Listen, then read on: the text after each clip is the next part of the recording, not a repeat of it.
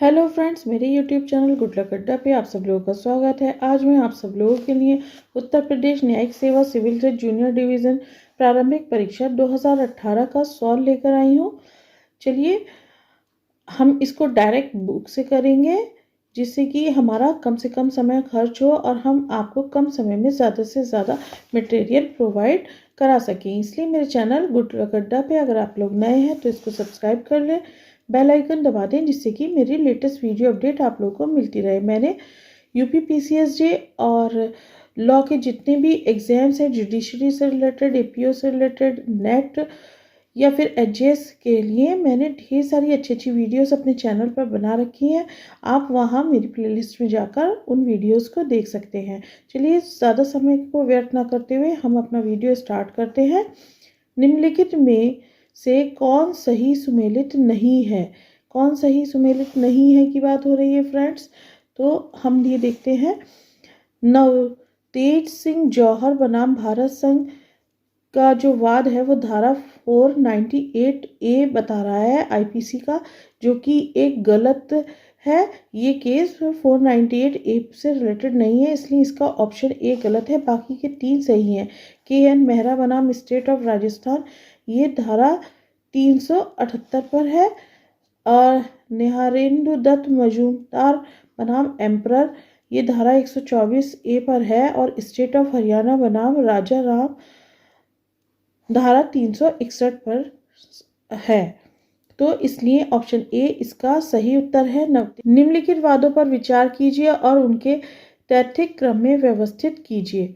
ठीक है, तो ये केसेस दे रखे हैं, इन्हें अकॉर्डिंग टू इनकी जजमेंट डेट इनको व्यवस्थित करना है।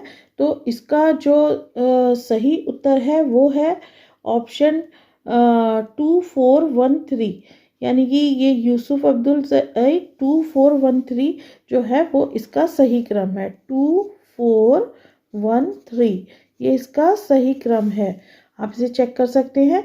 यूसुफ अब्दुल अजीज बनाम स्टेट ऑफ बॉम्बे, ये सबसे पहले आएगा। उसके बाद वी रेवती बनाम भारत संघ का वाद है। उसके बाद डब्ल्यू कल्याणी बनाम राज्य द्वारा इंस्पेक्टर ऑफ पुलिस, और उसके बाद है जोसेफ शाहीन बनाम भारत संघ का वाद। ये है, निम्नलिखित में से किस वाद में सर्वोच्च न्यायालय ने टिप्पणी की है कि पति अपनी पत्नी का स्वामी नहीं है?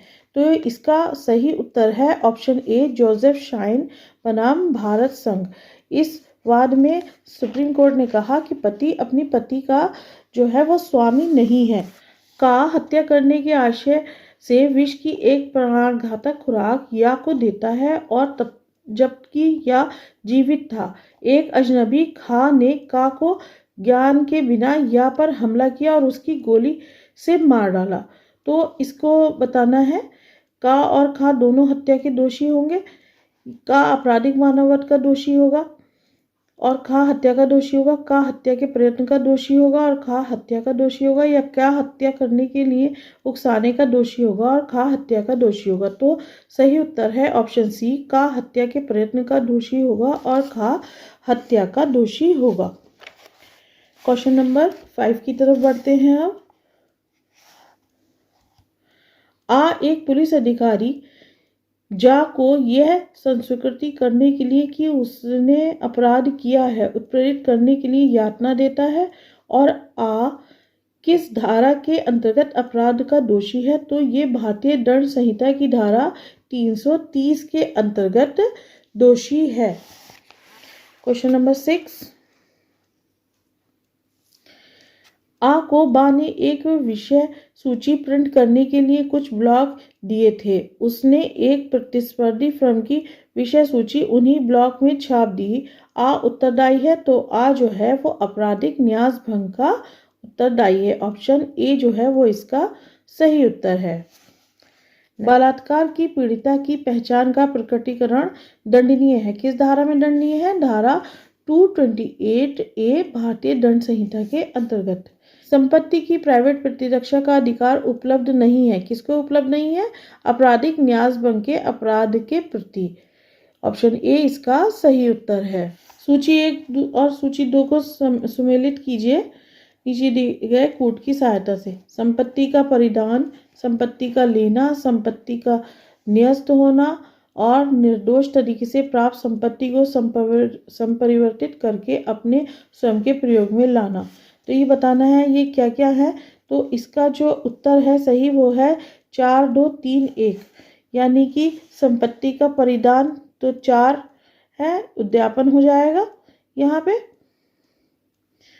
और संपत्ति का लेना तो यहाँ पे जो है संपत्ति का आपराधिक दुर्विनियोग हो जाएगा, और इसके बाद है संपत्ति का न्यस्त होना, तो ये 3 इसमें चोरी हो जाएगा, और नेक्स्ट है निर्दोष तरीके से संपत्ति प्राप्त करके संपरिवर्तित करके अपने स्वयं के प्रयोग में लाना, तो ये आपराधिक न्यास भंग हो जाएगा। इस तरह से ये ऑप्शन सी इसका सही उत्तर है। 4, 2, 3, 1। दृश्य रतिकता भारतीय दंड संहिता की किस धारा में परिभाषित है? तो ऑप्शन सी इसका सही उत्तर है, धारा 354 गा में परिभाषित है दृश्य रतिकता। नेक्स्ट क्वेश्चन, किस मामले में भारतीय उच्चतम न्यायालय एक मत से विचार व्यक्त किया कि व्यक्तिगत स्वायत्तता और आत्मीयता और पहचान को मूल अधिकारों के अंतर्गत संरक्षित किया जाता है? तो इसके जो ऑप्शन दिए हैं वो मैं आपको दिखाती हूँ। ये है नवतेज सिंह जौहर बनाम भारत संघ जो है वो इसका सही उत्तर है। ये जो है सर्वोच्च न्यायालय ने अपने विचार नवतेज सिंह जौहर बनाम भारत संघ के वाद में दिए थे। नंबर 12, वर्ष 2018 में वैश्विक भूख सूचकांक में भारत का क्या स्थान है? तो ऑप्शन ए 103वां स्थान था 2018 में वैश्विक भूख सूचकांक में भारत का।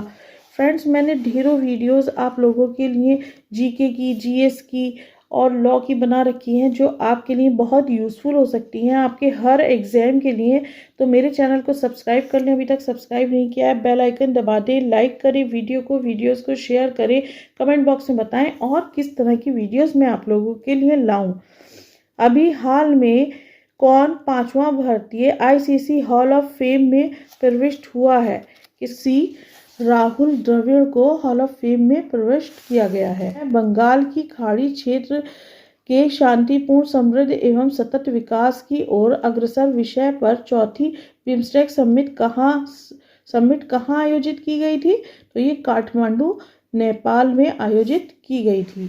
5 नवंबर 2018 को भारत तथा दक्षिण कोरिया के बीच MOU पर हस्ताक्षर करने का क्या उद्देश्य है? पर्यटन के क्षेत्र में सहयोग को सशक्त करने के लिए जो है वो इस MOU पर हस्ताक्षर किए गए थे। ऑप्शन ए इसका सही उत्तर है। 2018 में किस भारतीय अभिनेता को बोस्टन में प्रतिष्ठित फेलो पुरस्कार से सम्मानित किया गया? तो ऑप्शन सी इसका सही उत्तर है, अनुपम खेर को इस पुरस्कार से सम्मानित किया गया। संयुक्त राष्ट्र जलवायु परिवर्तन सम्मेलन नवंबर 2017 में कहाँ हुआ था? तो ये 2017 में बान में हुआ था। निम्नलिखित में से किस देश ने प्रथम अंतर्राष्ट्रीय सौर संधि की 11 मार्च 2018 को मेजबानी की? तो ऑप्शन सी इसका सही उत्तर है, भारत ने मार्च 11, 2018 को अंतर्राष्ट्रीय सौर संधि की मेजबानी की थी। ऑस्ट्रेलियाई ओपन महिला एकल खिताब किसने जीता? तो इसका सही उत्तर है, एक कैरोलिन वाजनियाकी ने ये खिताब जीता था महिला एकल का खिलाफ। सिविल प्रक्रिया संहिता 1908 की निम्नलिखित कौन सी धारा अधिकारिता को परिभाषित करती है? तो इसकी परिभाषा कहीं भी नहीं दी गई है। ऑप्शन डी इसका सही उत्तर है, अधिकारिता को CPC में कहीं भी परिभाषित नहीं किया गया है। कथन है, सिविल न्यायालय को सिविल प्रकृति के सभी वादों के विचारण की अधिकारिता होती है। कारण दिया है, सिविल वाद का संज्ञान अभिव्यक्त रूप से वर्जित होना चाहिए। तो हमें इसका सही उत्तर है ऑप्शन सी, ए सत्य है लेकिन आर गलत है। सूत इन वाइटो बेनिफिशियस नॉन डाटूर विधि किसी व्यक्ति को कोई अधिकार या फायदा उसकी इच्छा के विरुद्ध प्रदान नहीं करती। सिविल प्रक्रिया संहिता 1908 के किस प्रावधान से संबंध रखती है? तो ऑप्शन डी ऑर्डर 23 रूल 1 से संबंधित रखती है। निम्नलिखित में से कौन सही सुमेलित नहीं है? वाद का उपस्थापन, धारा 26 आदेश 4 नियम 1, अंतराभिवाची वाद, धारा 88 आदेश 35 नियम 1, मैत्रीपूर्ण वाद, धारा 90 आदेश 35 या सामयिक मुजरई आदेश 20 नियम 19 3। तो इसमें ऑप्शन सी जो है वो सुमेलित नहीं है। मैत्रीपूर्ण वाद, धारा 90 आदेश 35। निम्नलिखित में से कौन सा कथन सही है? तो इसमें जो है वो डिक्री पद के अंतर्गत अंतिम आदेश सम्मिलित है। गार्निशी वह व्यक्ति है जो डिक्रीदार की ऋण का भुगतान करने या उसे किसी चल संपत्ति का परिधान करने के दायित्व अधीन होता है। और 1 और 2 दोनों ही सही हैं। सिविल प्रक्रिया संहिता 1908 की कौन सी धारा स्पष्टता और प्रेरण रिट जारी करने की शक्ति की प्रकृति की है? तो ऑप्शन सी धारा 115 इसका सही उत्तर है। अभिवचन का एक आधारभूत सिद्धांत है कि अभिवचन में तात्विक तथ्यों को मात्र तात्विक तथ्यों का ही समावेशन होना चाहिए। निम्नलिखित में से कौन सा वाद तात्विक तथ्यों को परिभाषित करता है?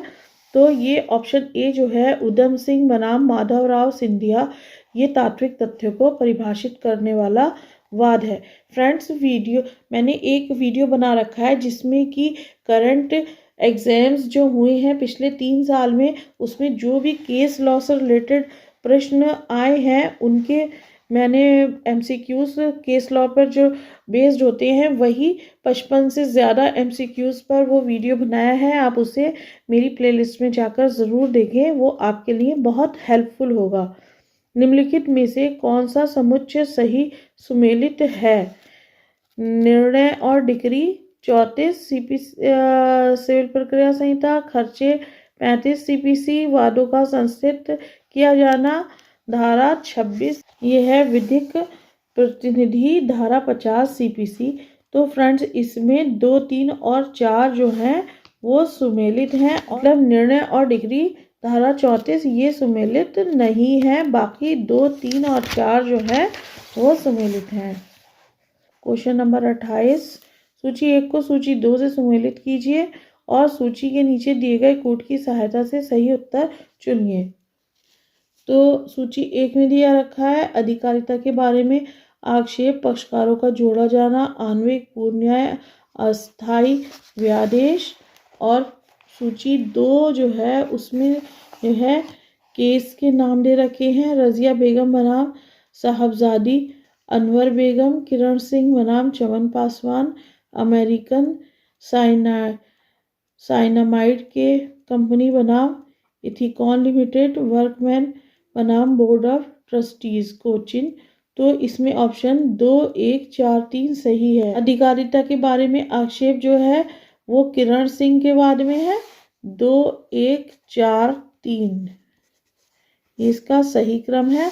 तो अधिकारिता के बारे में आक्षेप की बात जो है वो किरण सिंह बनाम चमन पासवान में बताया गया है। पक्षकारों का जोड़ा जाना रजिया बेगम बनाम साहबजादी अनवर बेगम में कहा गया है। आणविक पूर्व न्याय वर्कमैन बनाम board of trustees Cochin port trust में बताया गया है। और अस्थायी व्यादेश जो है वो अमेरिकन साइनामाइड कंपनी बनाम इथिकॉन लिमिटेड में बताया गया है। ठीक है फ्रेंड्स, केस लॉ से रिलेटेड वीडियोस मैं पहले भी ला चुकी हूँ और मैं आगे भी केस लॉ पर काम कर रही हूँ। मैं केस लॉ से रिलेटेड वीडियोस आप लोगों के लिए ज़रूर लेकर आऊँगी, क्योंकि इस तरह के प्रश्न अक्सर ही गलत हो जाया करते हैं। संवैधानिक लिखित की संवैधानिकता को चुनौती देने से संबंधित प्रावधान कहाँ है? तो ये आदेश 27 का नियम 1 का सिविल प्रक्रिया संहिता के अंतर्गत आता है। ऑप्शन ए इसका सही उत्तर है। निम्नलिखित लोक अधिकारी नहीं है, कौन नहीं है? तो ऑप्शन डी मिलिट्री का राजपत्रित अधिकारी किंतु सरकारी सेवा में नहीं है, वो लोक अधिकारी नहीं है। बाकी तीनों ही लोक अधिकारी है। हर न्यायाधीश अखिल भारतीय सेवा का सदस्य, हर अधिकारी जो सरकार से वेतन प्राप्त करता है। ठीक, सूची 1 से सूची 2 को सम्मिलित करें तथा सूचियों के नीचे दिए गए कूट का प्रयोग करते हुए सही उत्तर का चयन करें। तो इसका जो है वो 2 1 3 4 जो है इसका सही है। 2 1 3 4 यानी कि ऑप्शन ए इसके लिए सही है। तो अब हम इसे मैच कर लेते हैं। कैवियट दाखिल करने का अधिकार 2 में, धारा 148 में, प्रतिस्थापन जो है वो 144 में, न्यायालय की अंतर्निहित शक्ति 151 और दीवानी प्रकृति का वाद धारा 9। ठीक। निम्न मामलों में दीवानी न्यायालय कमीशन जारी नहीं कर सकता। किसमें नहीं कर सकता? डिक्री के निष्पादन के लिए कमीशन जारी नहीं कर सकता, जबकि विभाजन के लिए, लेखाओं के परीक्षण के लिए या किसी व्यक्ति की परीक्षा के लिए न्यायालय कमीशन जारी कर सकता है। सिविल प्रक्रिया संहिता की कौन सी धारा धन की डिक्री के निष्पादन में स्त्रियों की गिरफ्तारी का निरोध का निषेध करती है? तो धारा 56 जो है वो स्त्रियों की गिरफ्तारी का निषेध करती है। निम्नलिखित में से किस वाद में यह भी निर्धारित किया गया कि अंतर्निहित शक्ति न्यायालय को प्रदत्त नहीं की गई है, ये शक्ति न्यायालय में अंतर्निहित है? तो ये कहा गया था मनोहर लाल बनाम सेठ हीरालाल के वाद में।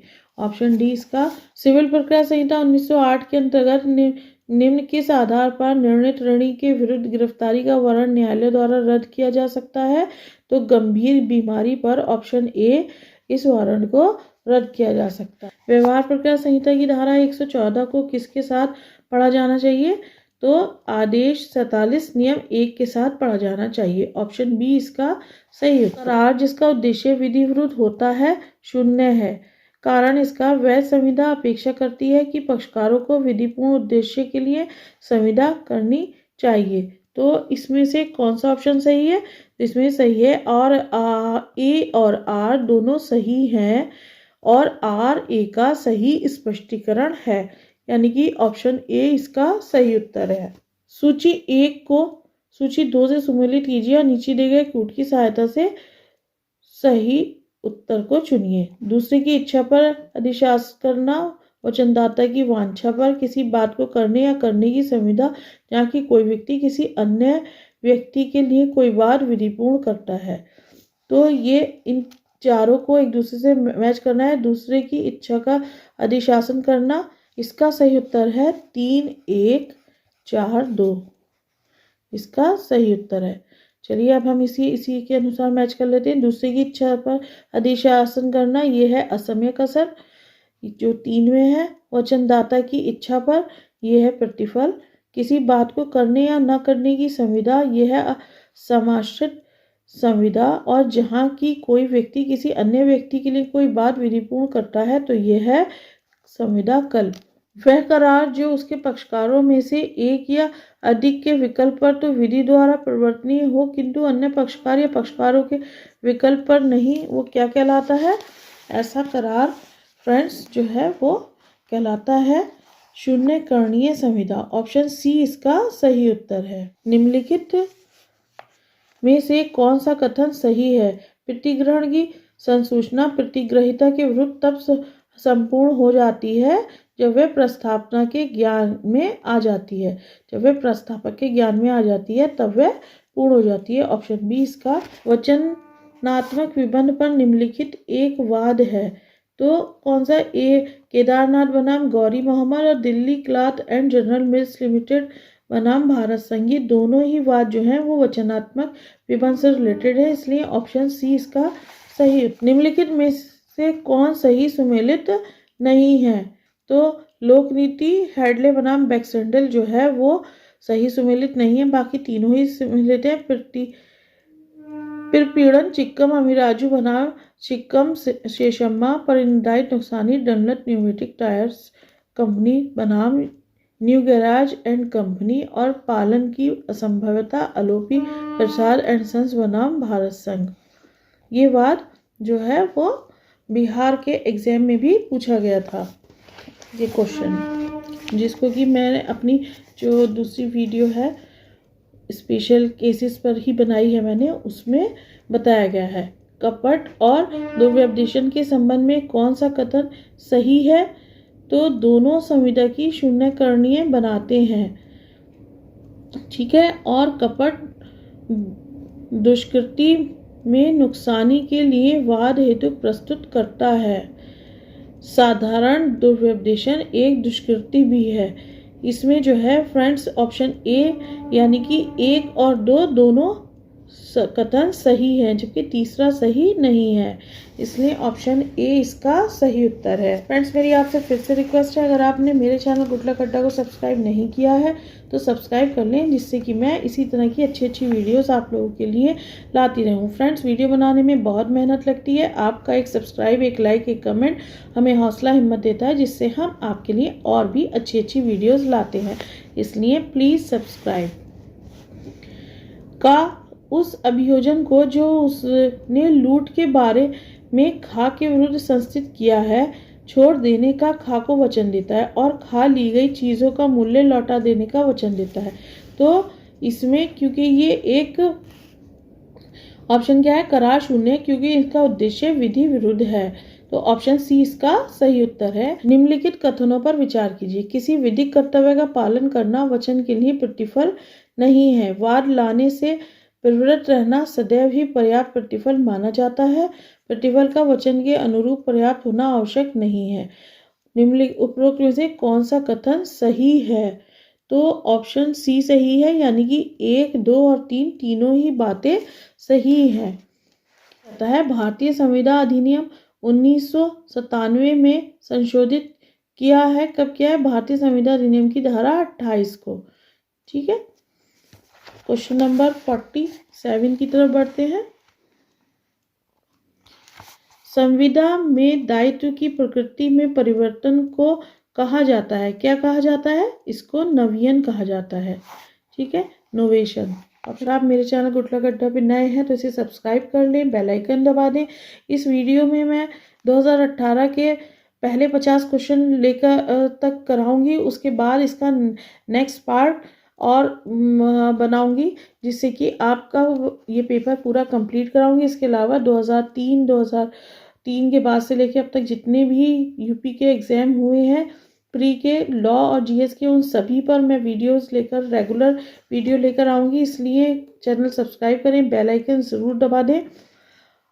वीडियो बहुत लंबा हो जाएगा अगर मैं कंप्लीट 150 क्वेश्चन एक ही वीडियो में कराऊंगी, जो आपके के लिए भी कंसंट्रेट होने के लिए उतना बेहतर नहीं होगा। पार्ट पार्ट में स्टडी करते हैं, जिससे कि आपकी स्टडी आप एनर्जी के साथ करें और अच्छे से लर्न कर लें। भारतीय संविदा अधिनियम की धारा 68 के अंतर्गत अव्यय क्या है? केवल अव्यय की संपत्ति उत्तरदायी है। चलत प्रतिभूति परिभाषित है, कहाँ परिभाषित है?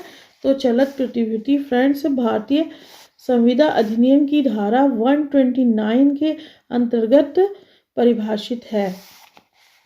अब हम इस वीडियो का लास्ट प्रश्न 50वें प्रश्न को सॉल्व करते हैं, और उससे पहले आपने अगर सब्सक्राइब नहीं किया है तो सब्सक्राइब करें, बेल आइकन दबा दें, जिससे मेरा सेकंड पार्ट, थर्ड पार्ट जब मैं लेके आऊँ तो आप लोगों को फौरन पता लगे। सूची 1 से सूची 2 को सम्मिलित करें तथा सूचियों के नीचे दिए गए कूट का प्रयोग करते हुए सही उत्तर का चयन करें। विफलता का सिद्धांत, विशेष क्षतिपूर्ति, पूर्वकालिक संविदा भंग, क्रॉस प्रस्ताव। ठीक है, सूची 2 में है, केसेस के नाम है टेलर बनाम कॉल्डवेल, होचेस्टर बनाम डीलर टूर, टिन बनाम हॉफमैन एंड कंपनी और हेडले बनाम बैक्सनडेल। 1, 4, 2, 3 इसका सही सुमेलित होगा, यानी कि विफलता का सिद्धांत टेलर बनाम कॉल्डवेल के बाद में है, विशेष क्षतिपूर्ति जो है वो हेडले बनाम बैक्सनडेल में बताई गई है, पूर्वकालिक संविदा भंग जो है होचेस्टर बनाम डीलर टूर में बताया गया है, और क्रॉस प्रस्ताव जो है टिन बनाम हॉफमैन एंड कंपनी में बताया गया है। फ्रेंड्स मुझे उम्मीद है कि आप लोगों को वीडियो अच्छा लगा होगा। वीडियो अच्छा लगा हो तो प्लीज़ इसको सब्सक्राइब करें और बेल आइकन ज़रूर दबा दें। Okay, bye bye friends.